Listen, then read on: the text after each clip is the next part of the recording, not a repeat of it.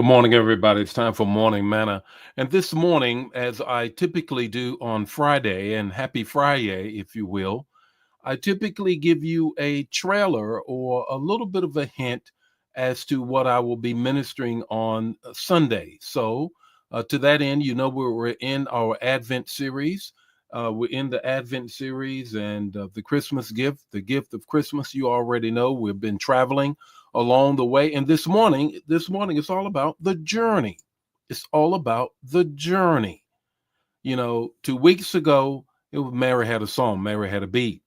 Last week, of course, Joseph had a vision and a dream. And today, just a little bit of a trailer, the journey, the journey. Before I get into that, let me greet some people and then we'll get right into the word on this morning. It's Friday, 2 days from Sunday when we ought to be in church. I don't know what you're doing today, tomorrow, but Sunday, you need to be in somebody's church. Good morning, Ramona. How are you on this morning? Good morning, Deacon Joe. How are you? Good morning, Brother Nesbitt. How are you? Yvonne, how are you? Brenda, how are you? Chapman, how are you? Good morning, Ella. How are you? Good morning, Lydia. How are you? Dawn, how are you doing? Gerald, how are you? Pamela, how are you? How is everybody on this morning?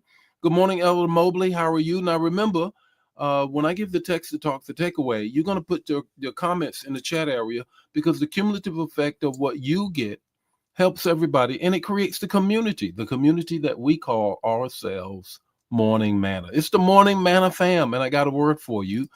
Good morning, Lenore. How are you? Francine, how are you? Uh, Elder Mobley, how are you doing? And here we are. Vicky, how are you? Look at here. I am just look at everybody that's showing up on this morning. Good morning, Erica. How are you on this morning? Verena, how are you on this morning? Denise, Peggy, how are you all doing on this morning? It's a great morning. It's Friday. It is literally a week from my birthday, actually, to be honest with you. Today is, wait a minute, let me check the calendar here. To calendar. No, tomorrow is a week from my birthday. Today is the 13th. The 21st is my birthday. And man, I cannot wait. I'm thankful for the years that the Lord has given me. And it's right around the corner. How about that? Good morning, Angela. How are you on this morning? Peggy, how are you? Dolores, how are you? My home girl. Yeah, it's right around the corner. Laura, how are you on this morning? Now, you said, now, Bishop, what can we get you for your birthday? What can we get you for your birthday? Pre-order my book. Pre-order my book. That's what you can do. Get me. I'd appreciate it if you do that. I'm going to put that up there next week for sure. But at any rate, let's get into this morning's manna. Let's get right into this morning's manna. Good morning, Tamara. How are you on this morning? Coach Dagny, how are you on this morning? Good deal. Let me see what here. Okay. A birthday Selah. Okay. All right. I'll take that. Yeah, it will be here next Saturday. Next Saturday. God is download 6.6, version 6.6. I'll tell you about it next week. Let's get into the word this morning. The text to talk, the takeaway, 5 minutes or less. The journey. The journey. Here's the text Luke 2 and 4. Luke 2 and 4. The English Standard Version, follow along in the version of your choice. Here it goes. And Joseph also went up from Galilee, from the town of Nazareth to Judea, to the city of David, which is called Bethlehem, because he was of the house and lineage of David, to register Mary and himself. Quirinus had called for a census, and that's what he had to do. Joseph went on a journey. What makes a journey worth? Three things. Before I tell you, story, and I'll come back. When I was in the military and the 21 and a half years of serving in the military, of course, we moved from here to there to everywhere. We were always on a journey. And there is something as I grew in rank and elevated in rank, we were able to live in better hotels than when we started out. So on those journeys, if we weren't staying with family, and as we were going from one duty station to the next, it was one hotel that found a special place in our hearts, the Embassy Suites. It found a special place in our hearts because of it had two rooms where the kids could be in one and First Lady and I could be in the other. It was plenty of room, and it had a little kitchenette, and they had breakfast, a full up breakfast that was free, and they had refreshments at the evening that you could eat. Why was all of that so important?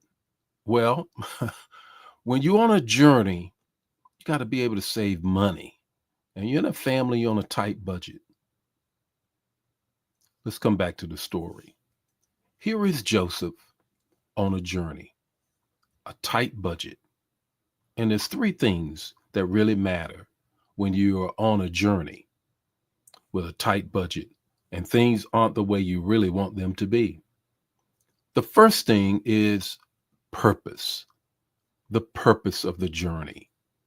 What is the purpose of the journey? The purpose of Joseph and Mary's journey, of course, on the outside for everybody to see, it was to go register because of the census. But the deeper purpose, as we know, was to get Jesus to the place of the prophetic birth. There was a birthplace in Bethlehem. He had to be there.